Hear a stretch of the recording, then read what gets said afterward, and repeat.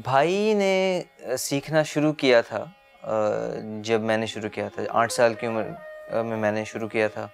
उस वक्त वो 12 साल के थे। तो मेरे बड़े भाई थे और उन्होंने इसको बहुत अच्छी तरह सीखा, लेकिन तबला नहीं, सिर्फ हारमोनियम बजाना और गाना। लेकिन उनका रुझान इस तरफ था नहीं, वो इसमें इतना इंटरेस्ट नहीं था उनका, तो उन्होंने छोड़ दिया। वो मेडिसिन पढ़ने चले गए और फिर अब वो डेंटिस्ट्री कर रहे हैं। मेरे वालिदैन ने भी सीखना शुरू किया इसी शौक़ में कि शायद हम थोड़े से पुराने गाने वगैरह हम सीख लें, लेकिन फिर इसको बरकरार रखा सिर्फ मैंने, कि शौक़ ऐसा था जो फिर मैं इसको छोड़ ना सका। पहले ये गाना गाते थे, गाने का बहुत शौक़ उनको। एकदम से पता नहीं क्या चेंज आया उनमें कि एक अरसे के बाद, उन 15 साल के या 14 साल के थे, तब कहने लगे मम्मी मुझे तबला सीखना है। हमें परेशानी भी हुई कि भाई ये कहाँ जा रहे हैं, पढ़ाई की तरफ तो ध्यान कम हो रहा है, ये तबला और म्यूज़िक की तरफ क्यों बढ़ता जा रहा है। ख़ास करके मैंने तो उनसे कहा कि बेटा अब ये गाने तक ही रखो, अभी तबले को छोड़ दें। लेकिन नहीं, इनका शौक़ इतना था कि उन्होंने कहा नहीं मुझे तबला सीखना है, तो हमें मजबूरन मास्टर रखना पड़ा। लेकिन इससे एक फ़ायदा भी हुआ, वो ये कि ये मौसीकी में इतना उन्होंने अबूर हासिल किया कि उसकी वजह से उसका सेल्फ़ कॉन्फिडेंस बढ़ गया।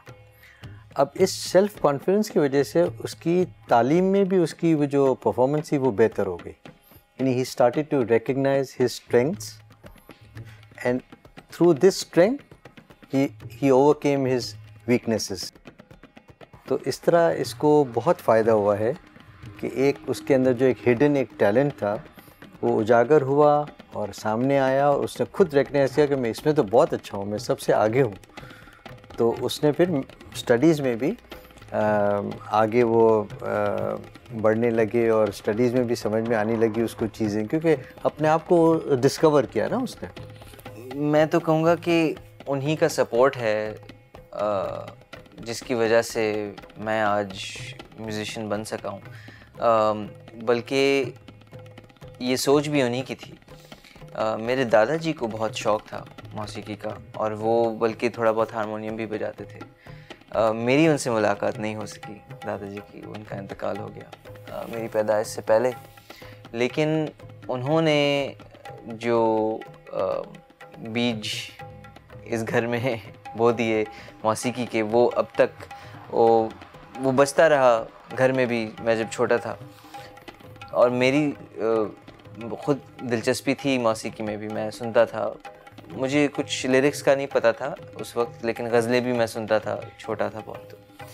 तो जब पढ़ाई में मेरे नंबर कम आने लगे तो मेरे वालिदैन से एक पेरेंट टीचर मीटिंग में एक टीचर ने ये इनको कहा कि इसका म्यूज़िक में बहुत ये बहुत म्यूज़िक को देखता है और सुनता है, तो इसको शायद म्यूज़िक लेसन्स से शुरू करा दो। तो उन्होंने कहा ठीक है, लेकिन कौन से म्यूज़िक लेसन्स हों। तो उन्होंने सोचा कि इसको हमारी मौसीकी सिखानी चाहिए, संगीत। तो एक मास्टर बाबू खान थे जिन्होंने मुझे शुरू कराया हारमोनियम बजाना और गाना। हमारे यहाँ ये रिवाज नहीं है इतना कि म्यूज़िक की तरफ इतना ध्यान देते हैं बच्चे, पढ़ाई की तरफ इतना नहीं, प्रोफेशन। हाँ, तो मैंने सोचा कि अगर ऐसा प्रोफेशन अगर उन्होंने अपना लिया तो बड़ी मुश्किल होगी इनके लिए। लेकिन मेरे ख़्याल से वो अपने दिल में ये ख्याल रखते थे कि नहीं, ये मेरा शौक़ है, प्रोफेशन तो मेरा कुछ और ही होगा। उन्होंने आर्किटेक्चर का सोचा था करने के लिए, और उसी की वजह से वो अमेरिका भी गए। लेकिन वहाँ जाके तो बिल्कुल ही टर्न हो गया और मैथ्स में चले गए, और फिर उनको पता चला कि मैथ्स और म्यूज़िक का ताल्लुक़ कितना है, तो उसकी तरह से वो आगे बढ़ते गए। लेकिन इनका शौक़ जो तबले का है वो मैं समझ नहीं पा रही हूँ, क्योंकि वो वहाँ अमेरिका से अपने उस्ताद को फ़ोन करके उनसे सबक लेते थे तबले के। और फिर जिस अपार्टमेंट में ये रहते थे वहाँ स्कूल में जब पढ़ाते थे तो उनको अलाउड नहीं होता तबला प्रैक्टिस करना वहाँ पे, तो इतना लाउड चीज़ कहीं प्रैक्टिस ही नहीं कर सकते थे। लेकिन इनके स्कूल वालों ने इनको इजाज़त दी थी, किसी वक्त भी रात के वक्त आप आके स्कूल में प्रैक्टिस कर सकते हैं। उनको चाबियाँ दी थी, तो हर रोज़ रात को 12 बजे तक जाके प्रैक्टिस करते थे।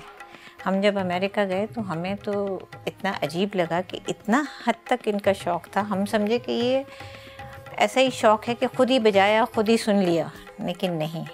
लेकिन इनकी वहाँ पर वॉशिंगटन में ऐसे उस्तादों से इनकी मुलाकात हुई, ऐसे लोगों से जिनके साथ हम भी मिले। हमें इतनी खुशी हुई उनसे देख के कि ये काफ़ी सीख गए हैं और काफ़ी आगे बढ़ गए हैं इसमें।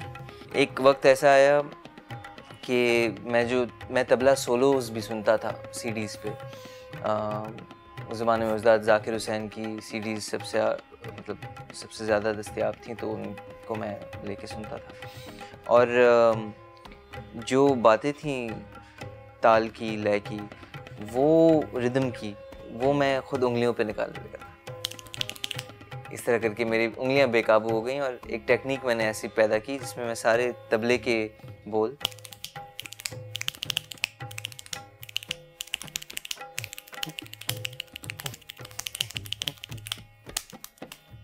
इस तरह करके, तो अब्बू को ज़रा समझ में आने लगी कि इसको तबला ही दे दे तो बेहतर है।